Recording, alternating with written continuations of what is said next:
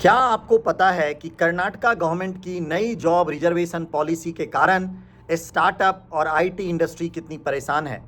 NASSCOM जैसी बड़ी organisation ने वार्निंग दी है कि ये रूल्स अगर लागू हुए तो कंपनीज स्टेट से बाहर जा सकते हैं और जॉब्स और इन्वेस्टमेंट भी साथ में ले जा सकती है। जी हाँ दोस्तों, आज हम बात करेंगे बेंगलुरु के स्टार्टअप्स हब्स जैसे व्हाइटफील्ड, सरजारपुर और इलेक्ट्रॉनिक सिटी में आने वाले चैलेंजेस के बारे में। ये एरियाज लाखों जॉब्स क्रिएट कर रहे हैं और सिग्निफिकेंट टैक्स रेवेन्यू जनरेट कर रहे हैं। फिर क्यों इन रीजन्स के लोग अक्सर अनदेखा और पावरलेस महसूस करते हैं। तो सबसे पहले मैं आज इस ब्लॉग के माध्यम से अपने कुछ थॉट्स शेयर कर रहा हूँ। पहला बात यह है कि logistical challenges, Whitefield, Sarjapur, Electronic City में रोजाना आने जाने की समस्या, the traffic issue is a very very big challenge. ये एरियाज़ बेंगलुरु के इकोनॉमिक डायनामिज्म को फ्यूल करने में काफ़ी बड़ा योगदान देते हैं। फिर भी यहाँ के लोगों का, यहाँ के एंटरप्रेन्योर का गवर्नमेंट के द्वारा काफ़ी अनदेखा एंड नेग्लिजेंस दिखाया जाता है। दूसरा, जॉब रिजर्वेशन पॉलिसी।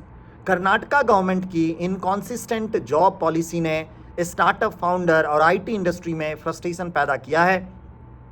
नैस्कॉम जो कि एक इंस्टीट्यूशंस है इंडिया में सारे IT and ITS related company के लिए, उन्होंने साफ तौर पर कहा है कि यदि ये रूल्स लागू होते हैं तो बहुत सारी कंपनियां रूल से बाहर, स्टेट से बाहर जाने के बारे में सोच सकती है। समीर निगम जो फ़ोनपे के सीईओ हैं ने इस पॉलिसी को लेकर के अपना ऑब्जर्वेशन शो किया और ही believe it's a very shameful that यहाँ पे लोग अपने पर्सनल नैरेटिव इस डिबेट में एक नया डायमेंशन जोड़ता है। जहाँ उन्होंने अलग अलग स्टेट्स में रहते हुए अपने करियर का निर्माण किया है, लेकिन वो बोले कि मैंने यहाँ आकर के एक बिज़नेस चालू किया और जिसके रेवेन्यू से स्टेट को काफ़ी लाभ होता है। पॉलिसी एक्सपेरिमेंटेशन, हालांकि आप यदि इस कर्नाटका गवर्नमेंट के स्टेटमेंट को सुने तो उनका ये कहना है कि ये पॉलिसी एक अलग एक्सपेरिमेंट है जहाँ वो इलेक्टोरेट की टॉलरेंस को टेस्ट कर रही है। ये बिल्कुल वैसे ही जैसे टेक डेवलपमेंट एबी टेस्टिंग होती है और लोग हार्मलेस ट्रायल नहीं है। हालांकि उनका मकसद कुछ पॉलिटिकल है। वो हो सकता है जैसा कि अपोजिशन पार्टी कह रही है, जो बीजेपी बेंगलोर में एंड कर्नाटका में, जो वो अपने कई स्कैम को छुपाने के लिए लोगों का ध्यान डाइवर्ट कर रही है। एंड मैं मानता हूँ कि there could be this reason.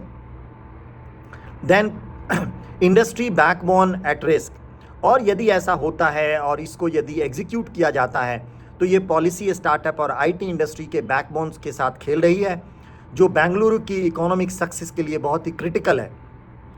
और अगर यही सिचुएशन बनी रही तो इंडस्ट्री बहुत स्टेट से बाहर जा सकती है, जिसका खामियाजा कर्नाटका की गवर्नमेंट को और बेंगलुरु को हो सकता है।